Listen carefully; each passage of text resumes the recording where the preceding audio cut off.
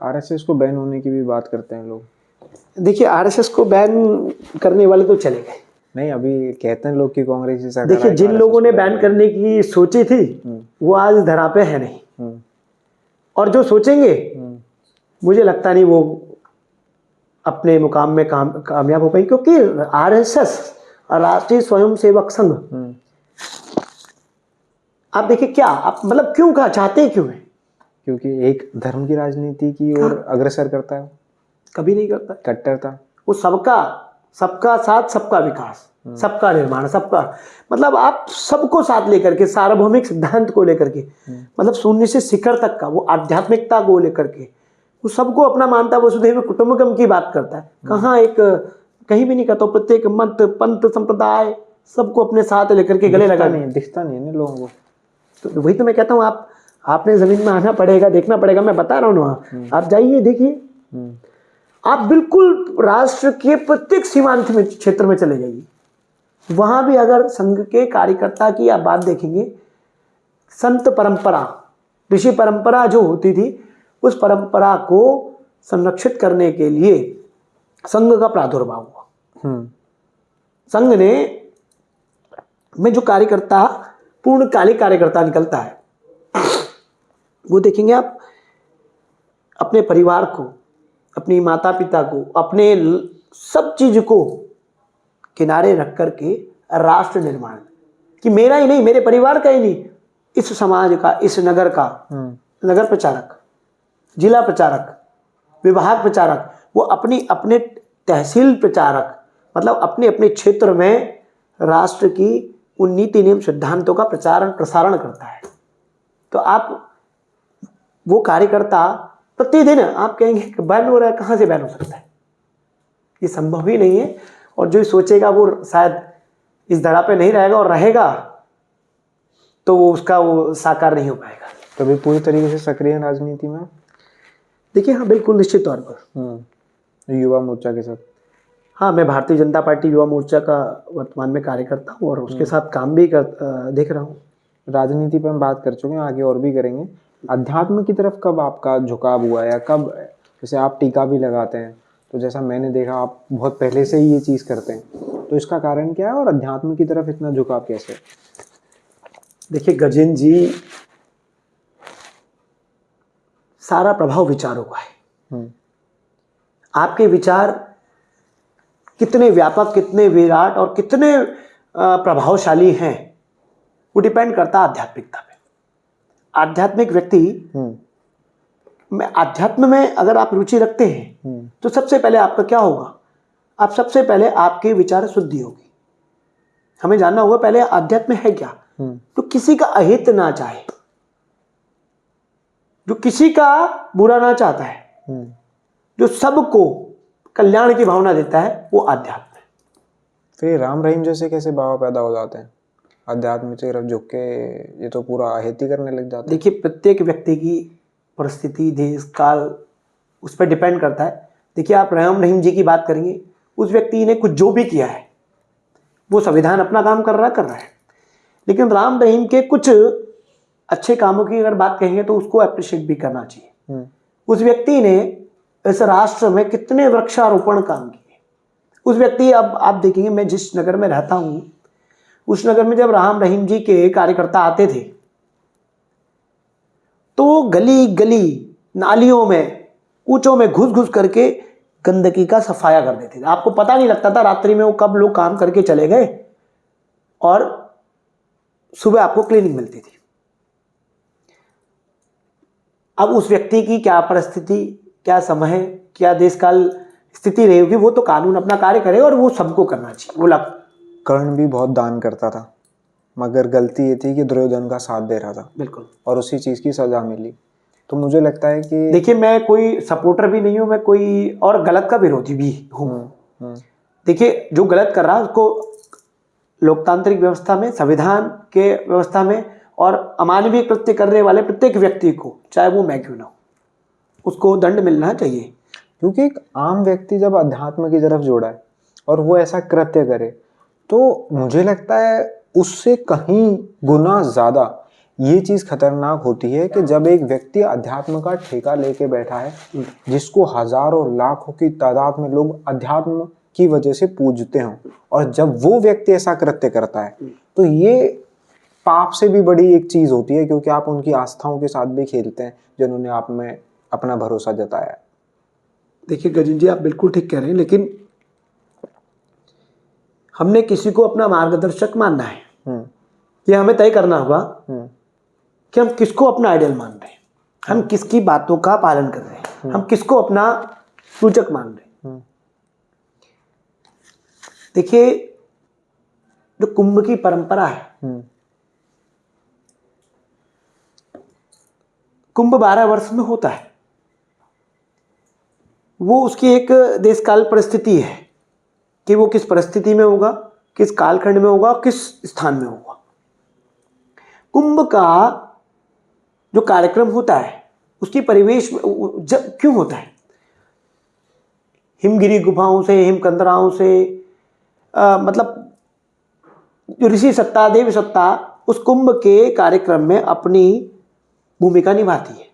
वो उन सब का आवाहन करती है कि जितनी देव सत्ता उन्हें अपने अनुष्ठान से, अपने यज्ञ से, अपने शिव संकल्पों से जो जो ऊर्जा पाई है, उस ऊर्जा को सब लोग लेकर के आते थे और उस ऊर्जा को उस कुंभ क्षेत्र में, क्योंकि उस समय ज्योतिषीय प्रभाव से भी कुंभ लग रहा है, उसमें उस समय 12 वर्ष के बाद सब लोग एक साथ बैठ करके चर्चा परिचर्चा करके उस राष्ट्र निर्माण में, समाज के निर्माण में, पृथ्वी के निर्माण में सबके अनिष्ट को दूर करने के लिए, सबका मांगल्य करने के लिए, सबका हित करने के लिए एक साथ बैठते थे और मंथन होता था विचारों का। जैसे आप देखेंगे लोग कथाओं पे, हमारे शास्त्रोक्त वर्णन में आप देखेंगे तो कुंभ की एक पूरी प्रणाली है, लेकिन उस कुंभ को गलत तरीके से परोस दिया गया। अब ये जो पेशवाई शब्द है, ये कुंभ का शब्द ही नहीं है। पेशवाई तो मुगलों के काल से, जब राजा महाराजा अपनी पेशकश लेकर के पेशवाई लेके आते थे, उसे पेशवाई कहते थे।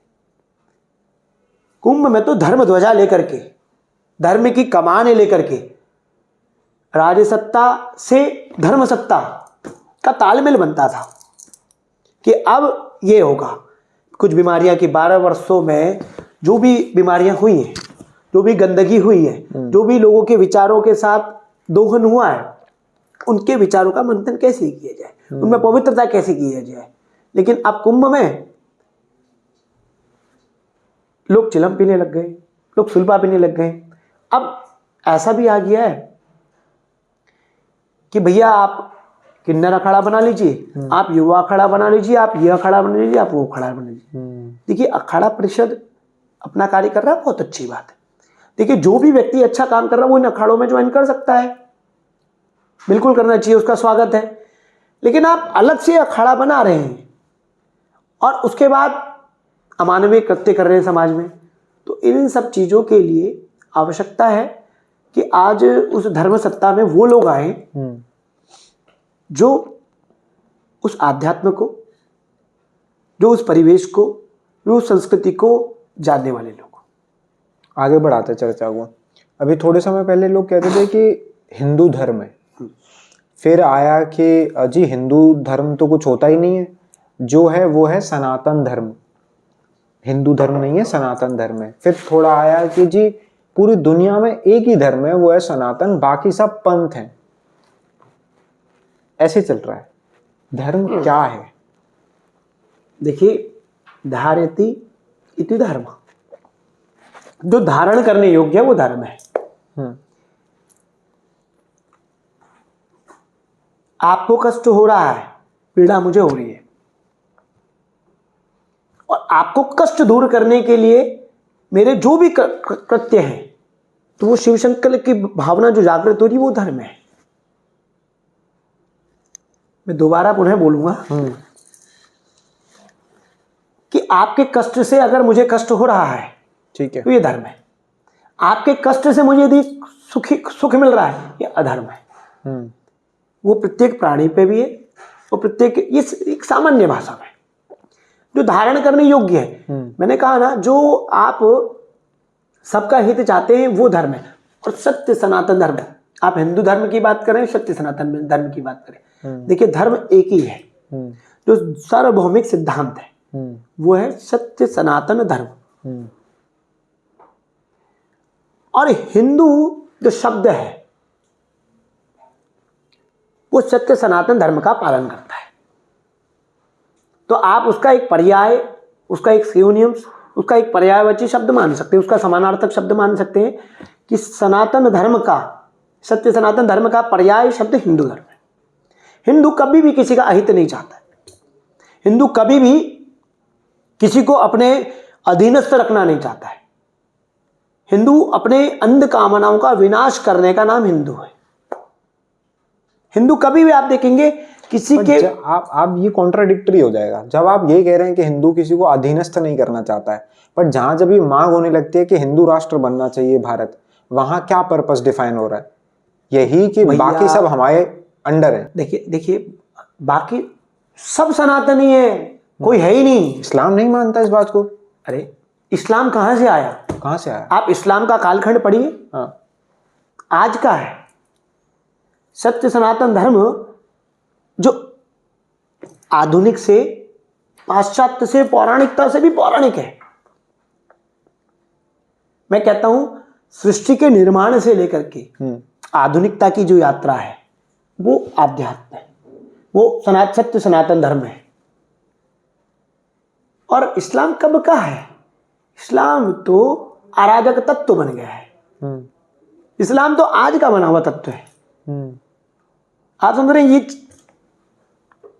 कप में कॉफी है, लेकिन कॉफी के में मिश्रण दुग्ध का भी है, पानी का भी है, मिष्ठान का भी है, चीनी का भी, तमाम चीजें, और ये मिट्टी भी है।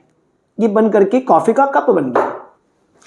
लेकिन ये कॉफी के कप का जो मूलभूत सिद्धांत है वो क्या? प्रकृति।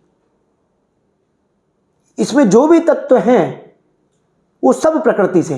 तो प्रकृति यदि कुछ है तो वो सत्य सनातन धर्म है। आप प्रकृति को नकार देंगे क्या? इस्लाम चांद को मानता है। प्रकृति इज इक्वल टू सनातन धर्म है, वो कैसे सिद्ध होता है? मैं वही बता रहा हूं ना। हाँ। हम कहते हैं अंतरिक्ष मंगल शांति, हाँ। पृथ्वी शांति, आपः शांति, सबकी शांति की कामना करते हैं। हम कहते हैं सर्व मंगल शांति। यह है सत्य सनातन धर्म। और शरिया कानून, आप समझ रहे हैं? बहुविवाह, महिलाओं का शोषण, 3 तलाक, आप समझ रहे हैं कि किसी का भी जो अहित न चाहे वो सत्य सनातन धर्म। और जो किसी का शोषण करे वो इस्लाम। बहुविवाह सनातन में नहीं होता। देखिए बहुविवाह सनातन में, परंपरा में, हमारे सिद्धांतों में ऐसी परंपरा नहीं है अभी। अब देखिए समय के अकॉर्डिंग, परिस्थिति के अकॉर्डिंग सब चीजें परिवर्तित होती है।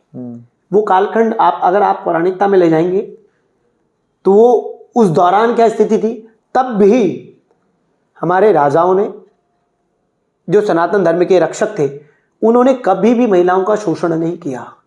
उन्होंने महिलाओं का संरक्षण किया। उन्होंने उसको देवी स्वरूपा माना, उसको मंगला माना, उसको कल्याणी माना, उसको भक्त वत्सला वात्सल्य स्वरूपा माना। हम तो धरती को देवी मानते, हम गंगा को देवी मानते, हम कण कण में देव तत्व मानते। वहीं सत्य सनातन धर्म ने वहीं ये तथ्य भी है कि परशुराम ने अपनी माता की हत्या कर दी थी। वहीं ये तथ्य भी है कि आधी जनता ये भी मानती है श्री राम ने सिर्फ जनता पर विश्वास करके सीता को वनवास भेज दिया था।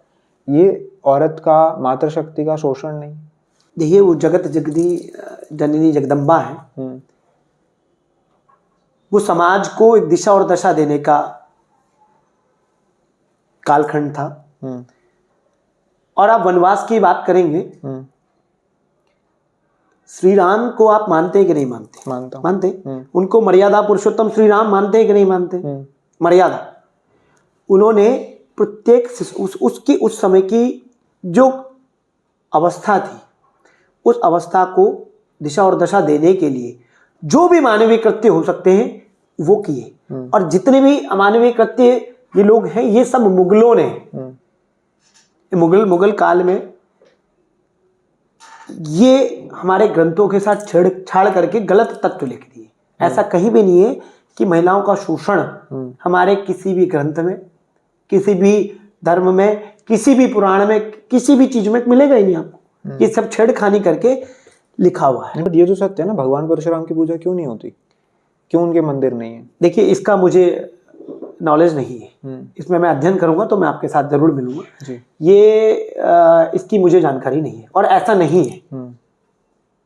भगवान परशुराम की पूजा होती है अगर आप कहेंगे, और ये अगर कहीं है तो ये गलत वर्णन है, ऐसा नहीं है। नहीं, मैंने ऐसा पढ़ा है कि उन्होंने अपनी माँ की परशुराम को भगवान नारायण का ही अवतार स्वरूप माना जाता है। आप समझ रहे, नारायण कभी भी किसी का नहीं। और माँ आप कह रहे हैं, शब्द लगा रहे हैं माँ, फिर आप कह रहे हैं हत्या। नहीं, उन्होंने पिताजी के कहने पे ही किया था। नहीं किया था, ये सब गलत है। और आप इसको विस्तार से चाहेंगे तो मैं बिल्कुल आपसे चर्चा करूंगा, इसका अध्ययन आपने बिल्कुल कीजिएगा, क्योंकि मेरा जो अध्ययन है वो यही कहता है कि उन्होंने अपने पिताजी के आपने कुछ गलत चीजें पढ़ी हैं और वो धर्म के ग्रंथों से छेड़छाड़ करने वाले लोग, मैंने कहा ना, इसमें कुछ समय पे हमारे धर्मों, हमारे ग्रंथों से छेड़खानी करती थी, हमारी लाइब्रेरियां जला दी थी। तो उसी दौरान कुछ लोगों ने गलत काम किए, तो उसको हम नहीं दोहराएंगे, वो नहीं है। चलिए, हम अवतार की बात कर रहे थे, तो एक तथ्य ये भी समाज में काफी फैला हुआ है। कुछ लोग कहते हैं कि कृष्ण के अवतार, कृष्ण परम अवतार हैं और कृष्ण के अवतार हैं विष्णु। कुछ लोग कहते हैं कि विष्णु परम अवतार हैं और विष्णु के अवतार हैं कृष्ण। तो क्या क्लेरिफिकेशन है इसमें? कृष्ण के मानने वाले लोग विष्णु जी को मानेंगे, विष्णु जी को मानने वाले लोग कृष्ण को मानेंगे। ये तो सबकी पूजा, अपनी अपनी पूजा पद्धति है। आपको शिव तत्व पसंद है, आप शिव को मानेंगे।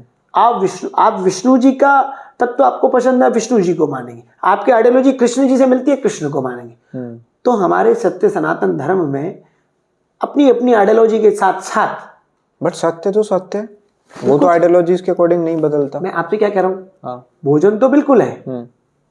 आप आलू को उबाल के खाइए, आप उसे कच्चा खाइए, आप उसे बिना छिले खाइए, वो अपना देगा रिजल्ट। तो कृष्ण की बात करते हैं तो कृष्ण है आकर्षण ही आकर्षति इति श्री कृष्ण। जो आकर्षण और आकर्षण का केंद्र है वो कृष्ण है। ठीक है। और कृष्ण चरित्र परम पवित्र। कृष्ण वास्तविकता में है क्या? कृष्ण का अर्थ है जो आपको विषाद योग का दोहन कर दे, वो कृष्ण है। अर्जुन को जब कुरुक्षेत्र में भ्रम हुआ, इल्यूजन हुआ, तो उसकी मरीचिका को हटाने के लिए, उसके मन मस्तिष्क में उस विषाद योग का दोहन करने के लिए कृष्ण ने गीता गई। उस गीता का शब्द है कृष्ण। ठीक है। और विष्णु का आप बात करते हैं, विष्णु जी का ही अवतार है कृष्ण। विष्णु जी का ही समानार्थक शब्द है कृष्ण। विष्णु जी का पर्याय है कृष्ण। बट जो विष्णु और कृष्ण में भेद मानते हैं वो इन दोनों में से किसी को नहीं मानते। ऐसा नहीं है, ऐसा नहीं है। मैं सवाल ये इसलिए पूछ रहा हूँ क्योंकि आप बार बार कह रहे हैं और सनातन को डिफेंड करने वाले बार बार ये बोलते हैं कि सत्य सनातन है। सत्य सनातन है या सनातन सत्य एक ही बात है। ठीक है। जब कोई चीज सत्य है तो सत्य में अनक्लैरिटी कैसे हो सकती है? जैसे कि बात होती है विष्णु के 10 अवतारों की, तो आधी जनता तो मानती है कि गौतम बुद्ध 9वें अवतार थे, आधे लोग नहीं मानते हैं कि गौतम बुद्ध विष्णु के अवतार थे। एक अनक्लैरिटी यहां पैदा होती है। सत्य में कैसे अनक्लैरिटी है? दूसरा कि जो वो चित्र है ना, जो हमारे सामने प्रदर्शित किया गया है गीता में, जिसमें जब कृष्ण को, अर्जुन को ज्ञान दे रहे होते हैं तो वो परम अवतार में आते हैं। तो जब वो कृष्ण परम अवतार में आते हैं ना, तो जो मुख हमें दिखाई देते हैं उन मुखों में विष्णु का मुख भी है। तो इससे कुछ लोग पर्याय लगाते हैं कि कृष्ण परम अवतार हैं, उनके बाकी के 10 अवतार हैं। और कुछ यही ये लोग कहते हैं कि विष्णु परम अवतार हैं, उनके 10 अवतार हैं। मैं वही तो उसमें आप शायद मुझसे ज्यादा जानकारी रखते हैं, इसलिए मैं क्लैरिटी ले रहा हूं। देखिए, जो लोग मान रहे हैं उनका भी अच्छा है, उनका भी मांगल्य हो। जो लोग नहीं मान रहे उनका भी मांगल्य हो। मैं वही कह रहा हूं ना, आप भी विष्णु हैं। मैं उन लोगों तक ही सिद्धांत में नहीं आ रहा हूं। आप संकुच सत्य सनातन धर्म व्यापक है, विराट है। आप इस कप को भी अपना इष्ट मान सकते हैं। ये सत्य सनातन धर्म ही ताकत देता है। देखिए, जो प्राण प्रतिष्ठा मूर्ति होती है, जो मूर्ति को हम, मूर्ति की पूजा हम क्यों करते हैं? कई ऐसी संस्थाएं हैं जो उस मूर्ति पूजा का विरोध करती है, लेकिन सत्य सनातन धर्म का प्रसारण करती है। ठीक है, उन संस्थाओं का भी स्वागत है, उन संस्थाओं का भी मांगल्य हो। लेकिन उसी मिट्टी के तत्व से ये कप बना है, उसी मिट्टी के तत्व से हमने रामलला की विग्रह बनाया। ठीक है, उस रामलला के विग्रह में, उस व्योम से हम आकाश को शब्द रूपी मानते हैं। हमारे शास्त्रों में, हमारे ज्योतिष शास्त्र में जो शब्द तत्व है वो आकाश है।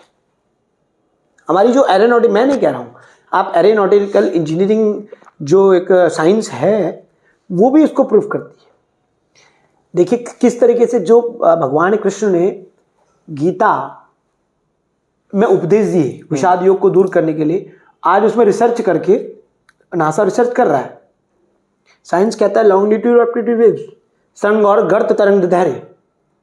शास्त्र कह रहा है सरंग और गर्त तरंग दैर्घ्य, फिजिक्स कह रही है। अब जो सरंग और गर्त तरंग, आप देखिए शब्द रूपी आप मंदिर में जब प्रवेश करेंगे तो मंदिर के जो आर्च होता है उसमें सबसे पहले घंटा मिलेगा आपको। उस घंटे में एक पिरामिड मोड का ताम्र का वो होगा, और उसमें जब भी आप, वो घंटे क्यों लगाए जाते थे? वो इसलिए लगाए जाते थे कि आप जब मंदिर में प्रवेश करें तो आपने घंटा बजाया। घंटा बजाने के बाद वो जो 7 चक्रास योग, अष्टांग योग के जो 7 चक्रास सिद्धांतिक चीजें हैं, उनसे उन 7 चक्रों का प्योरिफिकेशन होता है। वो आपकी बुद्धि की शुद्धि करते हैं। अगर आप बजाएं तो 7 सेकंड तक उस घंटे के नीचे रुकें। उससे क्या होगा, वो व्योम से जो ऊर्जा आई, वाइब्रेशंस, हाँ, व्योम से जो ऊर्जा आई वो ऊर्जा आपके शरीर में प्रवेश करेगी तो आपकी शुद्धि होगी। और शुद्धि होने के बाद उस मंदिर परिसर में कोई माता जी पोछा लगा रही हैं, आप गए, आपने पुष्प दिए, पुष्पांजलि कर दी, भैया गए, भैया ने वहाँ पे धूप दिया, कोई गया किसी ने अपनी शुभकामनाएं दी, कोई गया किसी ने उस देव तत्व को अपने यहाँ बुलाया।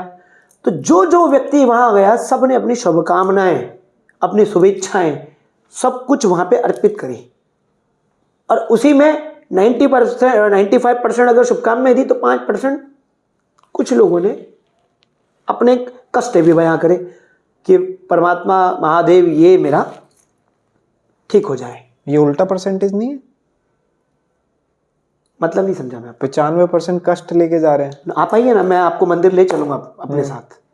मैं आपको सिद्ध करके दूंगा कि 95% क्या और 5% क्या है। आप मेरे साथ चलिए। 95% भगवान का हालचाल पूछने आ रहे हैं। देखिए वो मैं कह रहा हूँ ना, आ तो रहे ना। हाँ, आ तो रहे। हाँ। उस मंदिर परिसर में मैं शब्द रूपी तत्व पे आ रहा था। हाँ। कि वहां पे जैसे भी आ रहे हैं, ठीक है, आ रहे हैं ना, अच्छी बात है।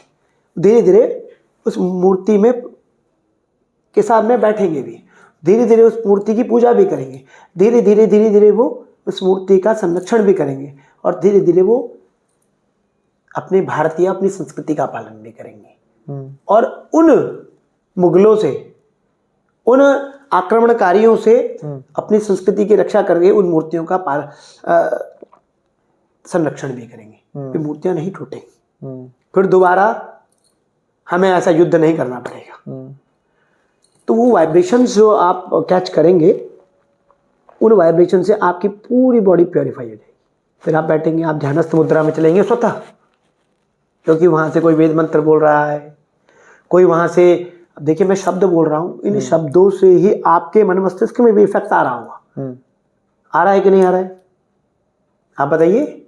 आ रहा है? मेरे तो नहीं नहीं आ रहा है? क्योंकि मैं अभी आपसे वार्तालाप करने में व्यस्त हूँ। आता है। हाँ, ये ऑरा ही आपका एज इट इज क्रिएट हो जाएगा। तो उसी के साथ साथ उस मूर्ति में भी वेद मंत्रों से, शब्दों से, उस व्योम से कनेक्ट करती हुई ऊर्जा से प्राण डाले जाते हैं। वो प्राण वायु, वो प्राण ऊर्जा उस मूर्ति के विग्रह में जागृत हो जाती है। अभी आपने बयान पढ़ा हुआ, जिस व्यक्ति ने उस मूर्ति को बनाया, उस व्यक्ति ने, की मूर्ति को। हाँ, उस व्यक्ति ने क्या कहा कि मैंने जो मूर्ति बनाई थी, वो विग्रह स्वरूप को जब मैं अंदर गया गर्भगृह में, मैंने देखा तो वो मूर्ति का चित्र, चरित्र सब कुछ बदल गया, रूप सब कुछ बदल गया। वो मुझे लग नहीं रहा था कि मैंने बनाई। वो कर्ता अकर्ता बन गया वहां। वो ऊर्जा का प्रभाव। ये स्टेटमेंट ख्याति पाने के लिए नहीं होती? नहीं, ख्याति पाने के लिए क्यों हो सकती? वो भैया आप अपने अनुभव को साझा कर रहे हैं, ख्याति क्यों पाएंगे? वास्तविकता है। वास्तविकता है। मैं आपको सिद्ध कर सकता हूं, आप मेरे साथ चलिए। हाँ। आप उत्तराखंड के ग्रामीण अंचलों में जब जाएंगे तो वहां पे इतने छोटे छोटे वृक्षों के नीचे वहां के कुल देवता होते हैं, वहां के इष्ट देवता होते हैं, वहां के मौलकोटी देवता होते हैं, वहां के उन वहां पे पूजा की जाती है। और आप देखेंगे वो ऊर्जा उन व्यक्तियों पे प्रवेश करती है और इतनी भयानक अग्नि में वो साधारण सा, सामान्य सा, सरल सा व्यक्ति उस धधकती हुई ज्वाला में नृत्य करता है, डांस करता है। मैं उसे डांस शब्द नहीं कहूंगा, नृत्य करता है। आप देखेंगे कि वो देखने वाला ऐसा स्वरूप हो जाता है, आपको प्रत्यक्ष पता चल जाएगा कि वो, आप माचिस की तिल्ली से हल्का सा आप चलाएंगे, आपकी उंगली जल जाएगी। लेकिन अगर जब वहां पे आप देखेंगे ना, वो ऑरा, वो व्यक्ति सुरक्षित रहता है। तो ये ऊर्जा मानते हैं। वो बात आपकी ठीक है, बट अभी हम थोड़ा भटक गए।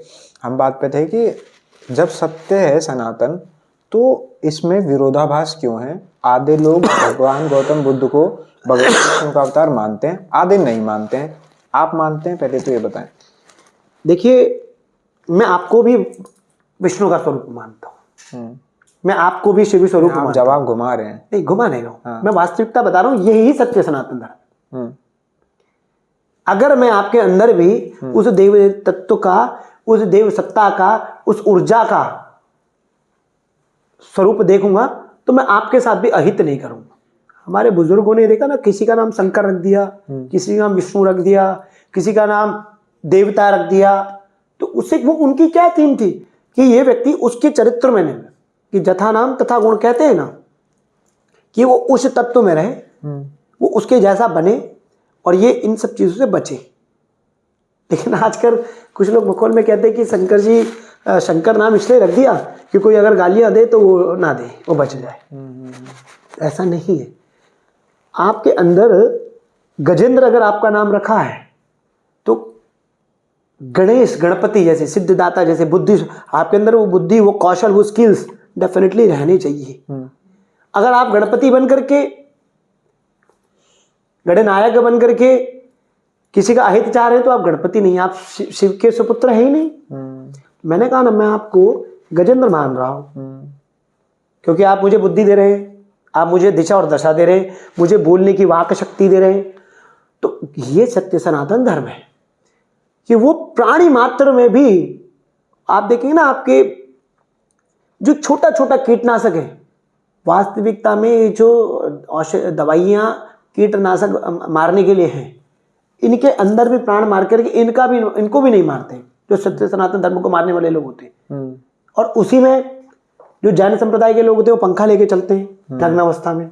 वो उनका एक बयान होता है कि हम कीड़े मकोड़ों को से बचा रहे।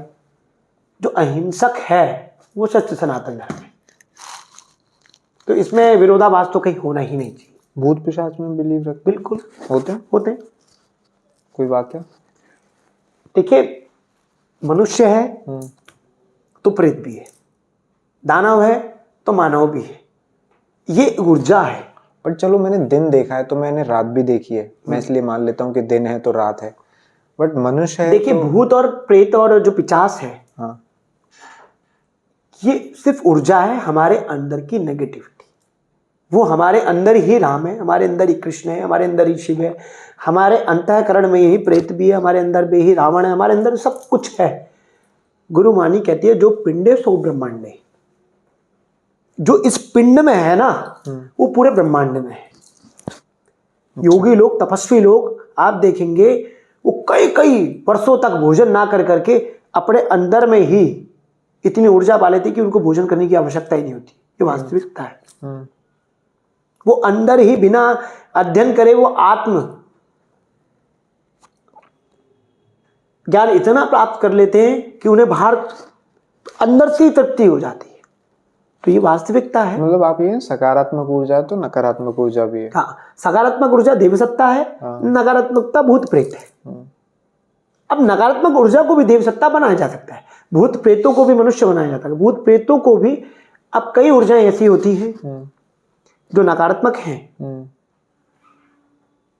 हमारे यहाँ आप अगर गरुड़ पुराण पढ़ेंगे, एक तो ये 3-4 शब्द हैं, इनमें कुछ अंतर है, अलग अलग भूत कहते हैं, प्रेत भी कहते हैं और पिशाच भी कहते हैं, क्या कुछ बताएंगे अगर अंतर? ये सब ऊर्जा का ही इफेक्ट है। मैंने कहा ना प्रेत, एक शब्द आता है प्रेत बाधा, वो बाधित जो कर रहा है उसको प्रेत आपने कह दिया, जिसको ये एक समानार्थक शब्द है।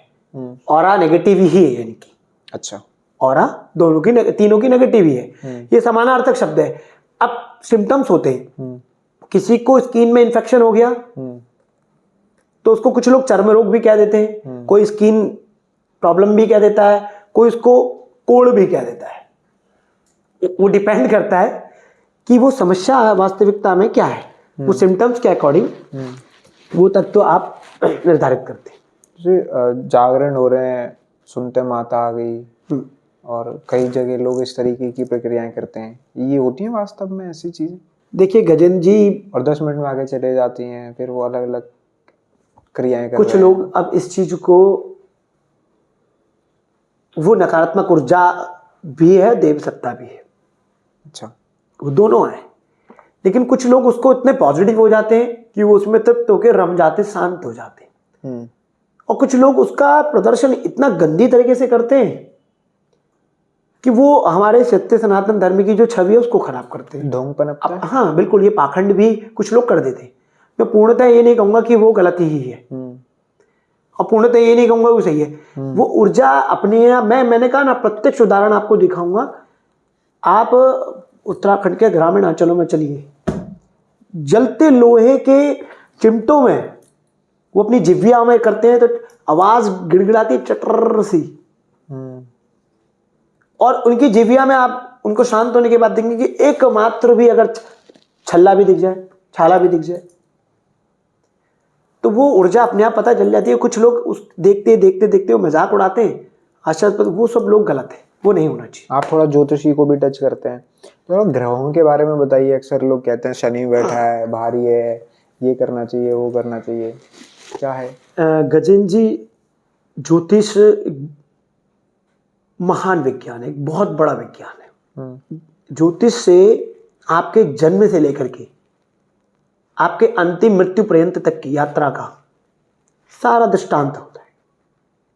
ग्रहों की क्या भूमिका होती है उसमें? ग्रहों की भूमिका होती है, बिल्कुल होती है। ग्रह, हमने कहा ना, मैंने कहा जो पिंड है सो ब्रह्मांड है। ग्रह कोई और नहीं, आपका ग्रह मैं हूं, मेरे ग्रह आप हैं, हमारे इर्द गिर्द ही ग्रह हैं। अगर हम यहाँ पे 9 लोग हैं तो मुझे लगता है कि वो 9 ग्रह हो सकते हैं। कैसे? ये लॉजिक है हमारे ज्योतिष का। हम लोग चंद्रमा के लिए मोती पहन लेते हैं, लेकिन जल में गंदगी डालते हैं। हम चंद्रमा का कारक जल तत्व को मानते हैं ज्योतिष में, हम चंद्रमा का कारक माता को मानते हैं ज्योतिष में। हम अपनी मैया का, अपनी माता जी का, अपनी मदर का सम्मान नहीं कर रहे हैं। हम माता जी के साथ तो मिसबिहेव कर रहे हैं, लेकिन हम कहते हैं कि हमारा चंद्रमा ठीक हो जाए। हम चंद्रमा का कारक मानते हैं मन को, चंद्रमा मनसु जात, मन का कारक है चंद्रमा, ये वेद कह रहे हैं। सूर्य चक्षु, हमारी आंखें, नेत्र, सूर्य ऊर्जा है। अगर आप नवग्रहों पे करेंगे तो विस्तार चर्चा हो सकती है। ज्योतिष पाखंड नहीं है, ज्योतिष समाधान है। जीवन की एक कला जो आपके लाइफ को जीने की कला है, उसका नाम है ज्योतिष। ठीक है, वो एक लंबा विषय है। मुझे भाई इसका जवाब दे दीजिए कि ये क्या है। वर्ल्ड कप था क्रिकेट का, उससे 2 दिन पहले नेशनल मीडिया पे हर चैनल 10 ज्योतिषाचार्य बिठा रहा है। ठीक है, इंडिया के सबसे बड़े ये वो हैं, इन्होंने 25 साल 30 साल ज्योतिष की पढ़ाई करी। पंडितों को लाइन से बिठा दिया जाता है, हर चैनल पे ज्योतिषाचार्य बैठते हैं और सब घुमा फिरा के ये बोलते हैं कि इंडिया जीत जाएगा। हम दावा कर रहे हैं, ये ग्रह है, ये वो है, ये है, इंडिया जीतेगा वर्ल्ड कप, और इंडिया हारता है। तो इस तरीके के दावे बड़े बड़े ज्योतिषी क्लेम करते हैं नेशनल मीडिया पे बैठ के, इसको क्या कहेंगे? गजेंद्र जी, हमारा अनुभव, हमारा ज्ञान ये डिफाइन करता है कि हम वास्तविकता में क्या है। अब कोई व्यक्ति ये दावा नहीं ठोकेगा, ज्योतिष कभी दावा नहीं ठोकती, क्योंकि ज्योतिष का जो सिद्धांत है वो दिन प्रतिदिन बढ़ रहा है, जैसे ग्रहों की चाल बढ़ रही है। आपने अभी दावा किया, हो सकता है कुछ क्षण में चेंज हो जाए, लेकिन अगर वास्तविकता में आपने ज्योतिष का पूर्णकालिक अध्ययन किया है तो आप वो भी दावा लगा सकते हैं, बिल्कुल लगा सकते हैं। और मीडिया तो आजकल किसी को भी ज्योतिष मान लेता है। कुछ पाखंडी हैं, जो ढोंगी हैं, वो ज्योतिष नहीं है, ज्योतिष कोई भी बन गया। ज्योतिष कभी भी प्रकृति का दोहन नहीं करता है। अब कुछ लोग, मैं आपको बताऊंगा, एक समय की घटना है कि एक व्यक्ति आया, उसने कहा भैया वो 32 कुंटल कोयला लेके, अच्छा 32 कुंटल कोयला लेके बड़ी बड़ी बोरियों में भर करके 32-33 बोरियां, मैं गंगा जी से गंगा का आचमन करके स्नान करके निकला बाहर। तो वहां पे वो व्यक्ति 32 कुंटल कोयला लेके आया और उसमें कई तरीके के अपशिष्ट पदार्थ, टूटी हुई मूर्तियां, हाँ टूटी हुई मूर्तियां गंगा में प्रवाहित करने के लिए। मैंने रोका, मैंने कहा देवता प्रभु एक मिनट रुकिए, ये क्या कर रहे हैं आप? बोले आप हट जाइए। मैंने भाई साहब ये ट्यून नहीं है, आप इस तरीके से नहीं बात कर सकते, कर क्या रहे हैं बताइए। बोले आपको मतलब? मैंने आप ये नहीं करेंगे, चले जाइए आप यहाँ से। बोलता आप क्यों डिस्टर्ब करें? मैंने कहा आप ये पढ़े लिखे समझदार वेल इंटेलेक्चुअल पर्सन लग रहे थे, अच्छी लग्जरी गाड़ियों से उतर रहे थे, लेकिन जब मैंने उन्हें देखा, बातचीत करी, तो उनकी बातों से, उनके व्यक्तित्व से झलक रहा था कि ये कोई विक्षिप्त मानसिक विक्षिप्त व्यक्ति है, कोई मेंटली डिस्टर्ब आदमी है। तो किसी ज्योतिष ने, किसी पाखंडी ने, ज्योतिष नहीं कहेंगे, ज्योतिष तो प्रकृति का संरक्षण करता है। तो किसी पाखंडी ने उन्हें बोल दिया होगा कि भैया तेरा शनि ठीक हो जाएगा, तू इतना कुंटल कोयला बाहर के अपनी वेट का ये दशांश ऐसे करके डाल दिया। अब वो कोयला लेके आता है। अब देखिए, जल को हमने चंद्रमा माना है, माता माना है, मौलकोट माना, मातृपक्ष माना है। अब उसमें मच्छी रह रही है, जलचर रह रहे हैं, मगरमच्छ रह रहे हैं, जल में रहने वाले कितने जीव जंतु रह रहे हैं, और उस जल को पूरा शहर, पूरा हरिद्वार जल पी रहा, आचमन कर रहा है। तमाम करोड़ों रुपए खर्च करके लोग यात्री आ रहे हैं, उस जल को लेकर के अपने पितरों के ले जा रहे हैं। अब उस गंदगी को जब आप उसमें डालेंगे, एक तो हैजा, मलेरिया, बीमारियां फैल रही हैं, वो जीव जंतु मर रहे हैं। फिर उस जल को लेकर के आप अपने पितरों के श्राद्ध के लिए ले जा रहे हैं। वो श्राद्ध कैसे करेंगे कि अपशिष्ट पदार्थों से आप श्राद्ध करेंगे। मैंने पूछा तो बड़ा वो आक्रामक होकर मुझसे लड़ाई झगड़ा करने लग गया। तो मैंने वहीं के स्थानीय पुलिस को बुला करके बातचीत करी, तो रुकवाया। फिर मैंने उसे एनजीटी की रिपोर्ट पढ़ाई। मैंने कहा भैया ये नमामि गंगे परियोजना में, ये संवैधानिक धारा में ये अपराध है, किस श्रेणी में आता है, और आप इतने लोगों को बीमार कर देंगे तो आपका शनि नहीं ठीक होगा। शनि का मतलब है न्यायप्रिय देवता। नीलांजन समाभात्रम रविपुत्रम यमाग्रजम छाया मार्तंड संभूतम तम नमामि शनिश्चरम। ये शनिश्चर नील स्वरूप है शनि का। आप समझ रहे हैं, नील स्वरूप है। आप कोयला लेके आ रहे हैं। फिर रवि पुत्रम, रवि के सुपुत्र हैं जो सूर्य है, जो ऊर्जा आप में भी, मेरे में भी, इस प्रकाश में भी, इस कैमरे में भी, तमाम जगह विद्यमान है। और उस प्रत्यक्ष देवता सूर्य कभी अस्त नहीं होता, सूर्य हमेशा देख रहा है। ज्योतिष में सूर्य कभी अस्त होता ही नहीं, वो सूर्य हमेशा हमें देख रहा है। और जो हमें देख रहा है वो न्याय, उसका सुपुत्र कौन है? शनि। और फिर छाया स्वरूप है। आप मान लीजिए हर तौर तरीके से आप प्रकृति का दोहन कर रहे हैं।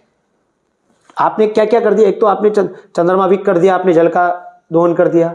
फिर आपने सूर्य के समक्ष, आप अपने पिता के समक्ष अपने माता जी के साथ बिहेव कर सकते हैं क्या? आपको नहीं लगता वो 32 क्विंटल कोयला डालने वाले से ज्यादा उसको सलाह देने वाला गुनहगार है इस चीज का? बिल्कुल है, वो मैं कह रहा हूँ ना, वो पाखंडी है। उसका ज्योतिष नाम लेकर के आप हमारे धर्म का, आप हमारे सिद्धांतों का दोहन कर रहे हैं, वो नहीं है। तो उस व्यक्ति को जब मैंने बोला तो उसका वो सारा कोयला भी जब्त कराया, उसकी गाड़ी भी सीज करवाई और उसको एजुकेट भी किया। क्यों? मैं उसको छोड़ देता, समझा के वो चला जाता, नहीं गया। उसने पहले नारियल घुमाए, मैंने कहा ठीक है, कोई बच्चा पकड़ लेगा, मच्छियाँ खा लेगी, किसी काम आ जाएगा, कोई दिक्कत नहीं। देखिए, जो प्रकृति को पूर्ण कर दे वो ज्योतिष है। ज्योतिष में, तंत्र में, यंत्र में, मंत्र में, इन सब सिद्धांतों में प्रकृति का परमात्मा से मिलन का जो मधुमास है वही महाराज, वो वास्तविकता में जो आप उस ऊर्जा को उस ऊर्जा से कनेक्ट कर रहे हैं और उससे जो निर्माण हो रहा है वो ज्योतिष है। ठीक है। उसी के आधार पर आप आकलन करते हैं, अगर मैंने ये काम किया तो इन फ्यूचर ये काम होगा, अगर आपने गलत किया तो कैसे होगा? तो शनि तो न्यायप्रिय, जज, जुडिशरी के कारक है, जो सारे देवताओं के जजमेंट देने वाले व्यक्ति हैं, उसका नाम है शनि। शनि महाराज कभी किसी का कुछ बिगाड़ते ही नहीं। अगर आपके मन मस्तिष्क में दूसरे का हित है, कितना ही शनि खराब, कुछ नहीं, शनि महाराज कभी बिगाड़ेंगे नहीं, कुछ नहीं करना आपने। अब शनि की पिंडी में तो तेल चढ़ा रहे हैं, आप वहीं पर जौ तिल चढ़ा रहे हैं, लेकिन आप पता नहीं कितने लोगों का हत्या करके आए, कितने लोगों का अत्याचार करके, कितने लोगों का पैसा मार के आए। तो ऐसे लोग कभी शनि की कृपा नहीं पा सकते। ऐसे मंगल कॉन्फिडेंस का कारक है, रक्त का कारक है। आपके अंदर रक्त प्रबल है, आपका कॉन्फिडेंस बिल्डअप है, आप अपने आप प्रतिष्ठा का कारक है, प्रशासनिक सेवा का कारक है, यूनिफॉर्म का कारक है। आपको यूनिफॉर्म दे दी परमात्मा ने, आपको कॉन्फिडेंस दे दिया, उस कॉन्फिडेंस से आप दूसरे का दोहन कर रहे हैं, उसके साथ मारपीट कर रहे हैं, उसके साथ अत्याचार कर रहे हैं, तो मंगल कहाँ ठीक होगा आपका? सही बात है। बुध वाणी का कारक है। आप अपनी वाणी से अब्यूजिंग कर रहे हैं, झूठ कर रहे हैं किसी के साथ। आप देखेंगे फांसी लगवा देते हैं लोग झूठ बोल के, तो बुध आपका कहाँ ठीक हो जाएगा? ऐसे बृहस्पति शिक्षा का कारक है। आप अपनी शिक्षा से लोगों को समाज में गलत शिक्षा दे रहे हैं, तो बृहस्पति कैसे ठीक हो जाएगा? तो प्रकृति में अगर आप नियमित सैद्धांतिक रहेंगे, अनुशासित रहेंगे, तो आपका कोई ग्रह खराब नहीं होगा। अगर आप सैद्धांतिक नहीं है, आप कितने रत्न पहन लें, कितने ही कुछ भी पहन लें, आपका कभी कोई ग्रह ठीक हो ही नहीं सकता और आप पगला ही रहेंगे। इस चीज से शायद काफी लोगों को क्लैरिटी मिलेगी।